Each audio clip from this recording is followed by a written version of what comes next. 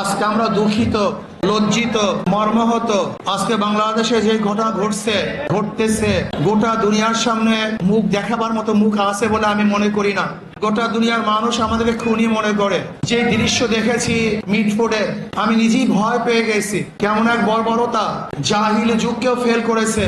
মানুষ এত নিষ্ঠুর কিভাবে হয়? মানুষ তো এভাবে কুকুরকেও মারতে পারে না। আজকে বাংলাদেশের অবস্থাটা কি? মানুষ কেন রাজনীতি করে? অথচ আমরা রাজনীতি নামে কি করতেছি?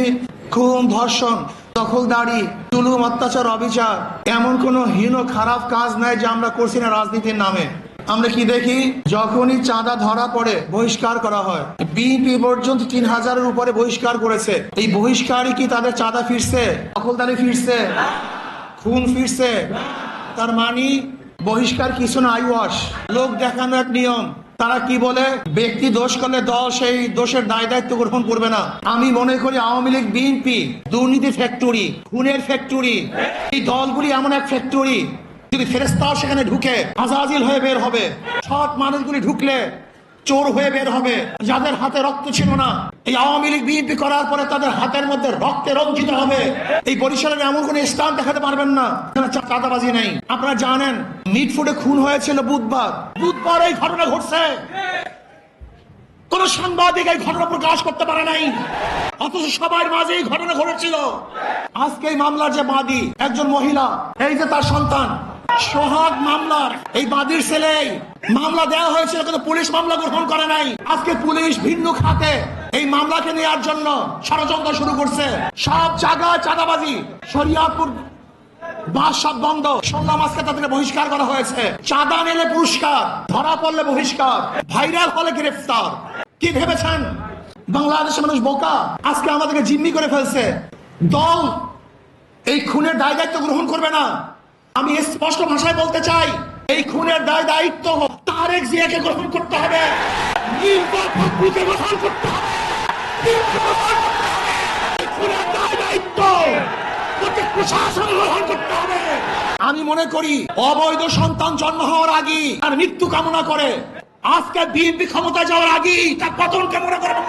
বাংলাদেশের মানুষ চায় না এই চাঁদাবাজ, দখলদার, খুনি, ধর্ষক, জালেমের গোষ্ঠী বাংলাদেশের মাঝখানে বসুক। এক আবু সাইদের হত্যায় আওয়ামী লীগের মসনাদকে ধ্বংস করে ফেলেছে। লিখে রাখো, এক সোহাগ হত্যায় বিএনপির মসনাদ হয়ে গেছে। শিয়াল মাথা মতো করতে পারে, ইঁদুর তোমার সামনে মাথা মতো করতে পারে, লুবিরা তোমার সামনে মাথা মতো করতে পারে, দুর্নীতিবাজরা তোমার পায়ের মধ্যে তৈলমাধ্যম করতে পারে। অবৈধ ক্ষমতা যারা স্বপ্ন দেখে তারা তোমার সামনে গিয়ে মাথা নত করতে পারে, কিন্তু বাঘ তোমার সামনে মাথা নত করবে না, সিংহ তোমার সামনে দুর্বল হবে না। আদর্শবান ব্যক্তিরা তোমাকে কোনো অবস্থাতেই পছন্দ করবে না। ভাইরা আমার, আমি মানুষের বিবেক দেখছি। এই ঘটনা ঘটাবার পরেও বিবেকবান মানুষ যারা নিজেদেরকে শিক্ষিত দাবি করে, ওরা কিভাবে বিএনপি আওয়ামী লীগ করে আমার বুঝে আসে না। ওরা শিক্ষিত নয়, ওরা জ্ঞান পাপী। জ্ঞান পাপী ছাড়া এই দুর্নীতিবাজ, ধর্ষক, খুনিদের সাথে কোন মানুষের সম্পর্ক থাকতে পারে না। আমি মনে করি এই আওয়ামী লীগ, বিএনপি যারা করে তারা সবাই ধর্ষকের সমর্থক, খুনের সমর্থক, চাঁদার সমর্থক, দখলদারি সমর্থক। যারা জাতিকে মুক্তি দিতে চায়, এই বাংলাদেশে গোটা দুনিয়ার সামনে উঁচু করতে চায়, তারা কোন অবস্থাতে আওয়ামী লীগ, বিএনপি করতে পারে না। আদর্শবান হও, নীতিবান হও। এই দেশ নির্মাণ করতে হবে, এই দেশকে গড়তে হবে, মানুষকে আশ্রয় দিতে হবে, জুলুম মুক্ত দেশ করতে হবে, চাঁদা মুক্ত দেশ করতে হবে, সন্ত্রাস মুক্ত দেশ চাই। সেই দেশের মধ্যে সন্ত্রাস থাকবে না, চাঁদাবাজি থাকবে না, জুলুম থাকবে না, অত্যাচার থাকবে না, অবিচার থাকবে না, আমার মেয়েরা ধর্ষিত হবে না, চাঁদা দিয়ে কার ব্যবসা করতে হবে না। এরকম দেশের জন্য চেষ্টা করো, সাধনা করো।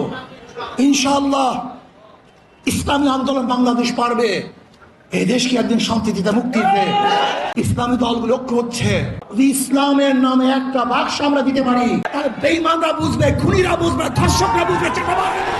কত ধানে কত চাল, বারবার ঘুঘু তুমি খেয়ে যাও ধান, এবার ঘুঘু তোমার চাবে চেপে। বারবার বাংলাদেশের মানুষকে ধোঁকা দিয়েছ, ৯-৬ বুঝিয়ে ভোট গ্রহণ করেছ। এবার বাংলাদেশের মানুষ সচেতন হয়েছে, কোন চাঁদাবাজদেরকে আর মানুষ ভোট দিবে না। যারা বিগত দিনে দুর্নীতিতে 5বার চ্যাম্পিয়নশিপ লাভ করেছে, যারা অবৈধ নির্বাচন উপহার দিয়েছে, যারা চাঁদাবাজি করার কারণে দেশ থেকে মানুষ বিতাড়িত করেছে, দ্বিতীয়বার তাদেরকে মানুষ আর ভোট দিবেন ইনশাআল্লাহ। চাঁদাবাজের বিরুদ্ধে ঐক্য হবে ইনশাআল্লাহ। যখন যেই সময় ডাক দেওয়া হবে চাঁদাবাজির বিরুদ্ধে আমরা ঝাঁপিয়ে পড়বো ইনশাআল্লাহ।